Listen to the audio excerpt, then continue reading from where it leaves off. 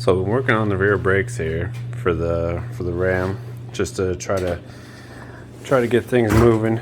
That one over there, the tire, it was just dragging along. I think it was stuck. So I took both brakes off just to make sure nothing was jammed, and I find the shoe thing here, and it's just hanging out. And then on the other side, it had got so hot that they discolored the rims pretty good.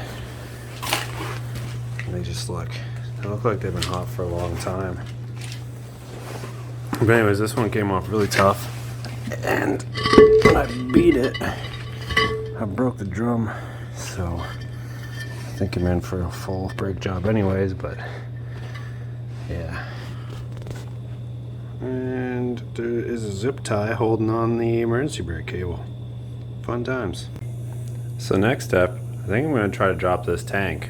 It's about just a little under 130 liters, and I don't know how much is in it. I think there's less than half a tank, but we'll open it up and see what it takes to drop her down.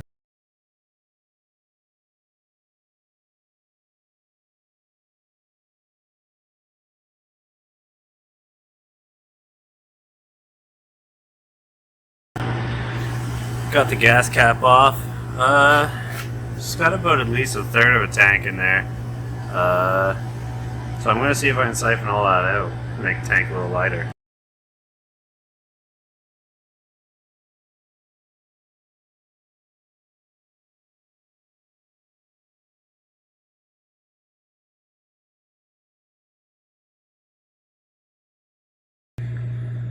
Alright, so now we're going to get into the engine bay a little bit. I'm going to start by taking the wiring off of it, kind of clean up, maybe drop some of the radiator fluid and disconnect some stuff. I really just want to get the clutter off the engine block so I can see where I'm going to put the cab. I think the engine's going to have to be moved back about 4 inches. I'll have to verify that when I measure the other truck, but yeah. We'll get started on kind of cleaning this up a little bit.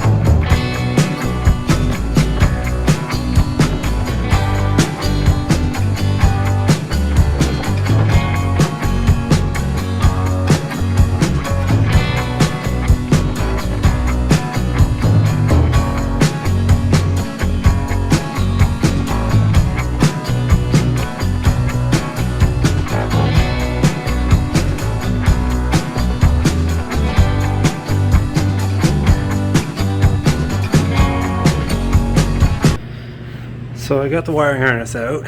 It's a bit of a struggle, but there's a whole bunch of wires in there that make it tricky to pull out of the truck, or at least what's left of it. Now I think I'll tackle taking the radiator out, the intercooler, and automatic transmission cooler, and I think that has to do with the air conditioner.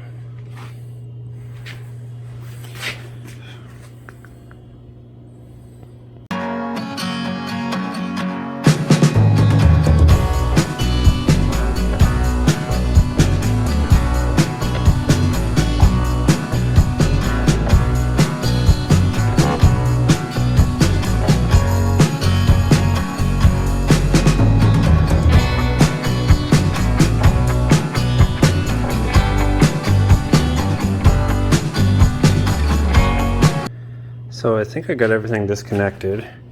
Got the charge pipes, and I did the radiator hoses, disconnected the air conditioner, and then there was two transmission cooling lines. I didn't have a bucket ready, so she made a little bit of a mess. But I'd like to take this out as a unit so I just don't have clutter everywhere. You might be able to lift it straight out, but you'd have to take this fan off because the radiator is tucked in the radiator shroud. And then if I took the radiator shroud off, I think that'd be a pain. I think you can just slide this forward and pull it off. And there's these two front clips for holding the bumper on. I thought it would be straightforward to take them off, but they're all rusted to oblivion. So I think what I'm going to do is cut them off with the grinder, just so they're flat, and then I can hopefully get this thing off from the front. We'll try that on for size and go from there.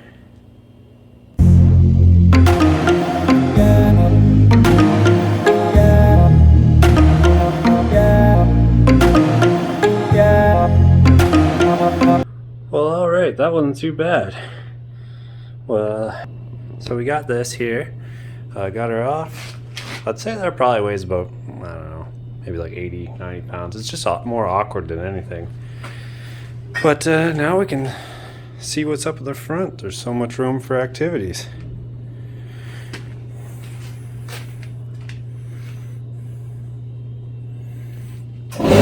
Nothing like an interrupting air compressor. So now I'm going to try to clean up all this Hydro Boost stuff, ABS, and the last of this wiring here, on the positive side here.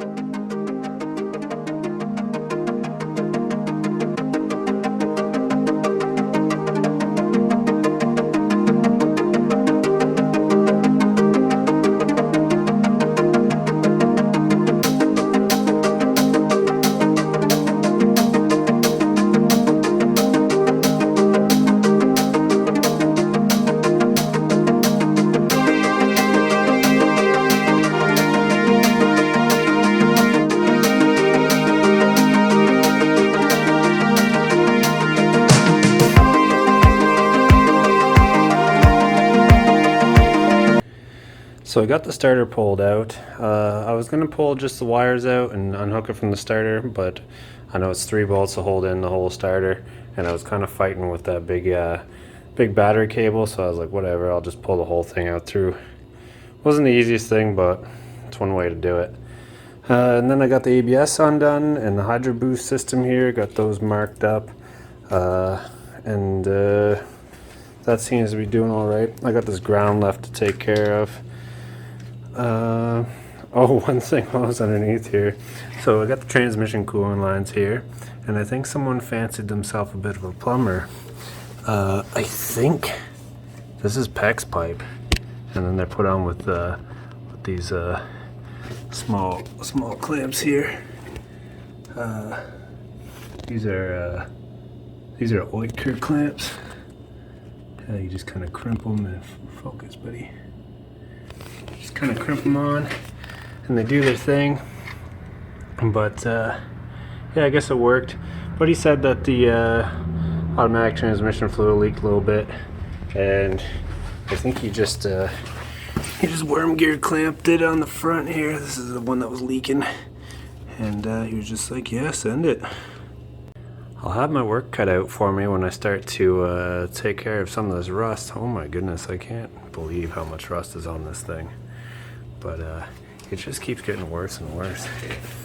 Like, look at these arms down here. They're just Swiss cheese. I'll shine the light through it. But like, there's not much left to them. I think I'm just gonna replace a lot of this stuff outright. Well, I think that's going to be all for today. Just wrapping up here around Christmas, so I'm going to get this floor cleaned up, hopefully, because there's quite the carnage down there. And yeah, we'll pick this up in a couple of weeks.